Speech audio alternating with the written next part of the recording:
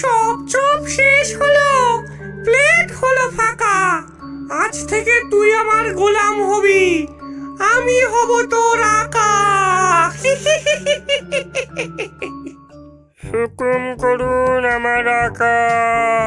দুদিন আমার অনেক চপ গিলেছিস হতচ্ছাড়া, এবার এই সব প্লেট পরিষ্কার করবি, আর বাজার থেকে যত চপ বানানোর সামগ্রী আছে সব চুরি করে আনবি। যা হুকুম আমার আকা। এই বলে ডাইনি চপ ভাজার জন্য তার উনুনের দিকে এগিয়ে গেল। এই ফাঁকে ভোম্বল সাই করে দোকান থেকে বেরিয়ে গেল এবং তার পকেট থেকে কিছু একটা বার করে ডাইনিকে উদ্দেশ্য করে বলল, আমি তোর গোলাম হতে যাব কোন দুঃখে? হাহ।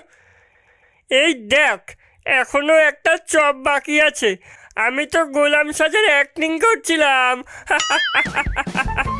বোকা ডাইনি কোথাকার। রতন, ধর ধর ওই বেটাকে, তোকে ছাড়বো না হতচ্ছাড়া। আমার চপ ফেরত দে, ফেরত দে আমার চপ।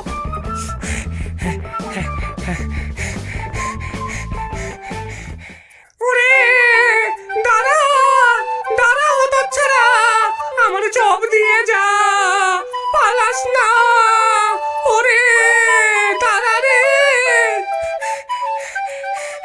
ওরে হতচ্ছাড়া রে, দাঁড়া।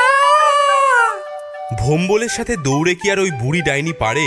ভোম্বল এক ছুটে তার গ্রামের দিকে চলে আসে। এদিকে ভোরের আলো ফুটতে থাকে। ডাইনির শরীরে আলো পড়ায় ডাইনি জ্বালায় ছটফট করতে থাকে। ওরে গেলাম রে, জ্বলে গেল, উড়ে গেল।